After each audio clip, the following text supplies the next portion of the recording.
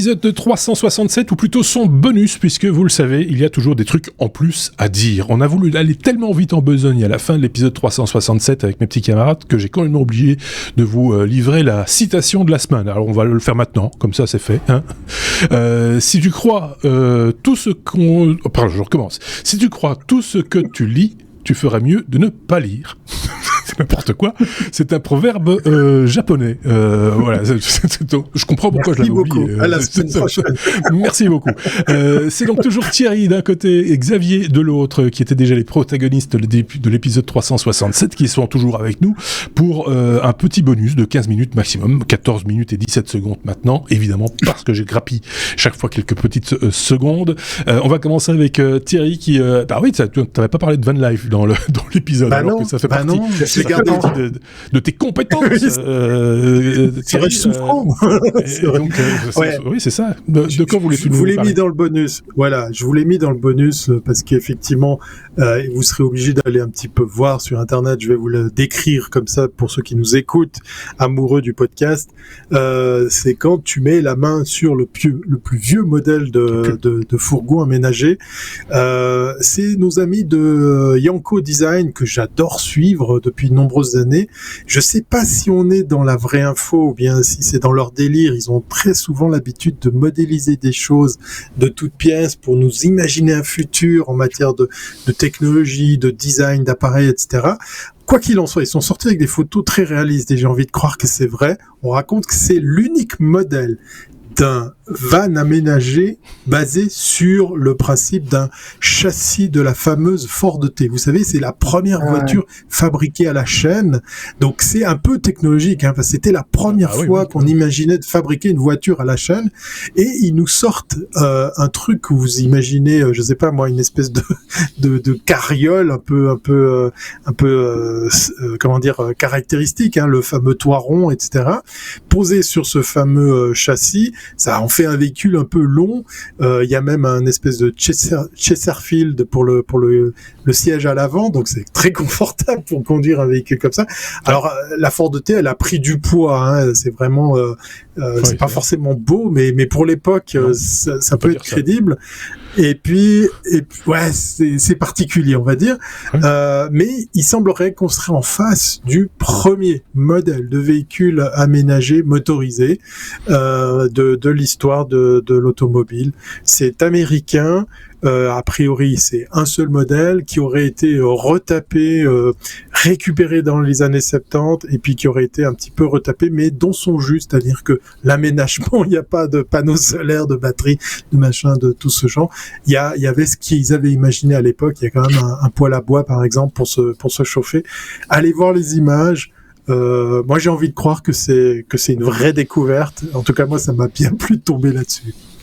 Moi, je m'étais laissé dire que le principal, en tout cas, c'est entendu entre guillemets chez les gens qui vendent des vannes aménagées, des fourgons aménagés plutôt ce qu'on appelle des motorhomes, donc des camping-cars. Oui, que c'était un certain monsieur Himmer, un Allemand, qui avait la célèbre marque.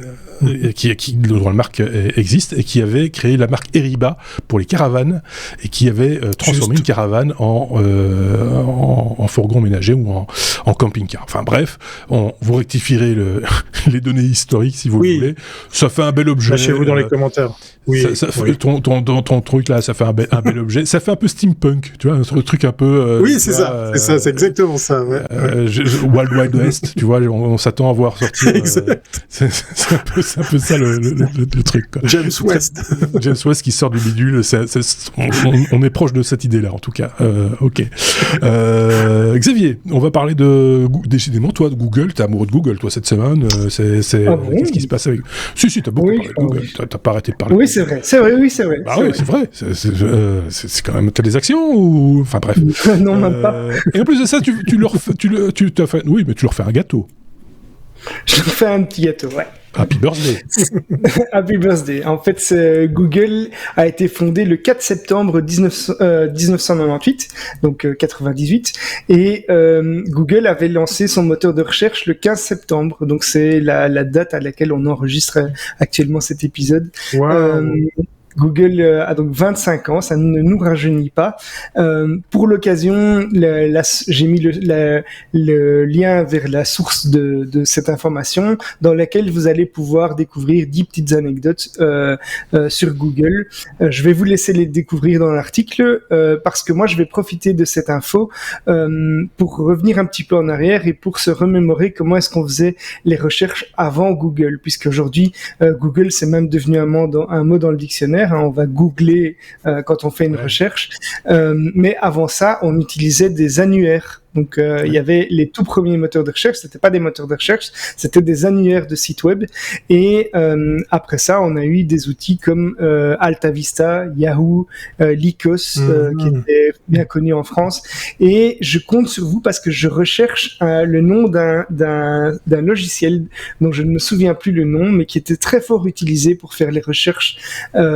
C'est pas Netscape, qui était lui un navigateur, mais je me rappelle d'un logiciel qu'on installait et qui était vraiment une référence pour faire les recherches de sites web. Je ne retombe plus sur le nom de ce logiciel. Serait-ce Webcrawler? Oui, c'est possible. Ouais. C'est pas Webcrawler.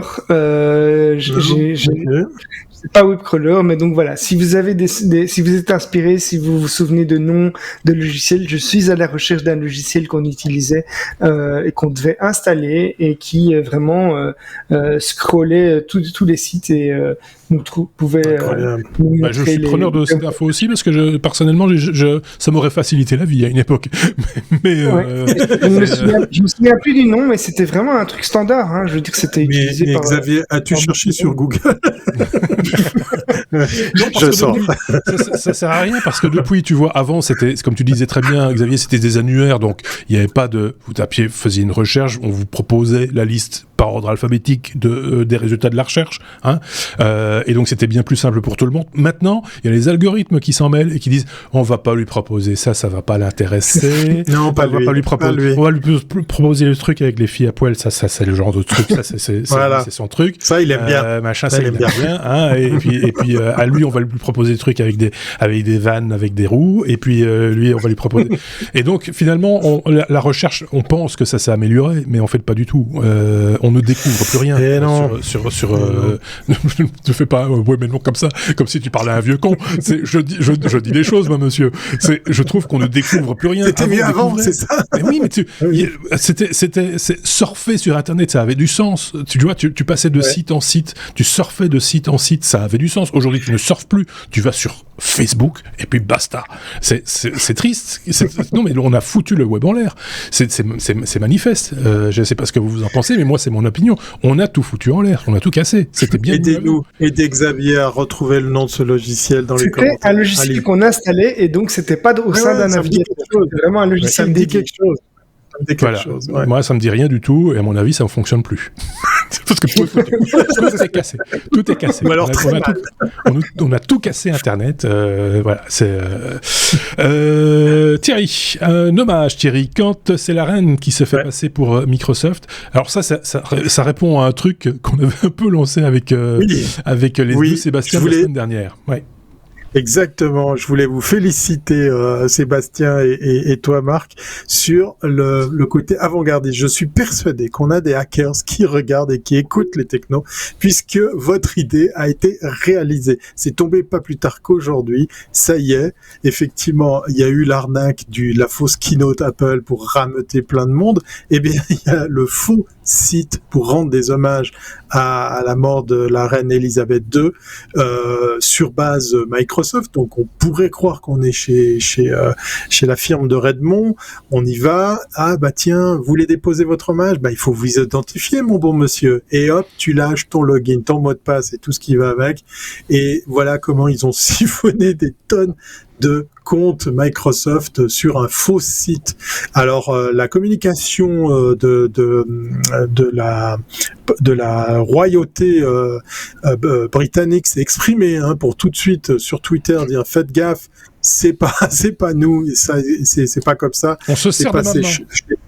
Voilà, on se sert de Elisabeth, de Lizzie, paix à son âme, pour vous pomper vos données parce qu'effectivement, nous, on n'a pas mis ça en place. Donc faites attention, hein, si vous voulez vous aussi rendre un hommage à la reine défunte, faites attention à vos identifiants et on vient de l'apprendre aussi grâce à Xavier, même la double authentification est en péril, donc faites gaffe les gens, faites gaffe. Du coup, on vous renvoie à l'épisode 367 pour cette histoire de double authentification, on vous renvoie à l'épisode 366 pour ce petit délire qu'on s'était pris effectivement en se disant tiens finalement c'est un autre événement que Keynote Apple, prochainement il y a un truc qui va se passer, suivez le guide, voilà. On est désolé de tout ça, de nouveau, bon à mon avis là on est si pas démonétisé, on est même supprimé de la stratosphère, le podcast n'existe plus, on nous a explosé parce que voilà, nous sommes de dangereux pirates, ou en tout cas on fait le lit de la piraterie chez les technos.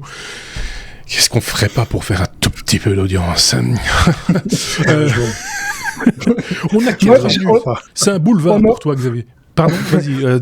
On en rigolait entre nous, mais moi je sens que on va lancer une petite association pour récupérer des fonds pour les chiens de Sa Majesté. Oui, par exemple. C'est certain que ça peut marcher aussi. On délirait avec ça juste avant l'enregistrement. C'est vrai que certains se rappellent de la fameuse page 1 million pixels là où chaque pixel $1. C'est il y a déjà quelques années maintenant. C'est la séquence vieux con qui a commencé. Je vous le dis au passage. Et donc le mec s'est fait $1 million avec une simple page sur laquelle les gens achetaient un pixel. On pourrait imaginer la même chose avec des gamelles où vous devez mettre des croquettes pour les petits chiens de la reine et leur garantir voilà, et chacun peut... Vous attendez mon prochain épisode. Bon, je sais pas s'il y aura un épisode 368. Je ne sais pas. Allez, Xavier, il ne te reste que 3 minutes 20 du coup pour reparler de Twitter et qui subit la canicule. Ou en tout cas qui a subi la canicule de plein fouet.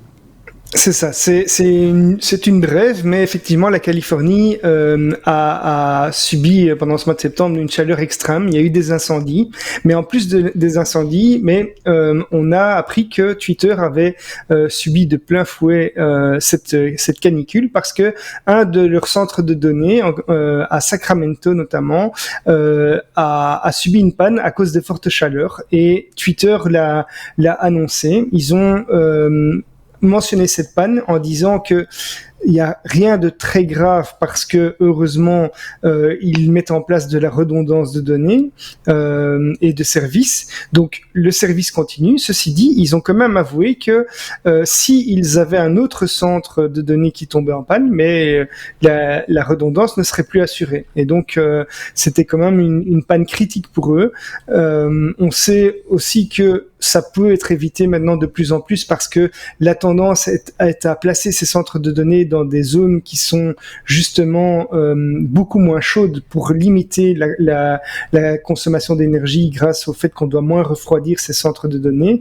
Mais donc ici, voilà, Sacramento a été vraiment victime et donc ce centre de données de Twitter, victime d'une panne qui a entamé et qui a annoncé un état de non-redondance. Ok, bon, c'est des choses qui vont encore se produire, hein. A priori, on n'est pas du tout sorti de l'auberge à ce niveau-là. J'imagine que ce sera encore le cas d'ici quelques temps, hein. Bon, on verra bien comment ça se passera, mais en même temps, des solutions techniques existent, heureusement, hein, qui permettent de peut-être contourner ce type de problème. Peut-être essayer aussi de consommer moins d'énergie, hein. Par exemple, ou de l'utiliser à meilleur escient. Ce sont des solutions comme les autres. Si vous en avez des solutions, n'hésitez pas à les partager avec nous, on sera un plaisir. Mais juste un plaisir. Mais juste un plaisir. Après, on verra si on en parlera ou pas, mais au départ, on prendra juste un plaisir. N'importe quoi. Merci beaucoup de nous avoir écoutés, d'avoir pris le temps d'écouter cet épisode, plutôt ce bonus de l'épisode 367. J'espère que vous allez passer une bonne semaine et peut-être que vous aurez envie d'écouter l'épisode 368 qui va s'en venir très prochainement. En général, vous y avez accès dès le vendredi. Merci beaucoup Thierry. On va se dire à très très bientôt. Je sais pas quand, mais à très très bientôt. Avec plaisir. Et puis on va se dire merci aussi à Xavier. À très très bientôt. Je sais pas quand, mais à très très bientôt. Plus ou moins un mois. Ouais, mais même peut-être un peu moins. Parce qu'il y a des trous c'est possible. J'avais été 20 secondes trop long la semaine dernière, je serai 20 secondes plus court cette semaine. Vous voyez comment je suis ? Je calcule juste. À très bientôt. Salut.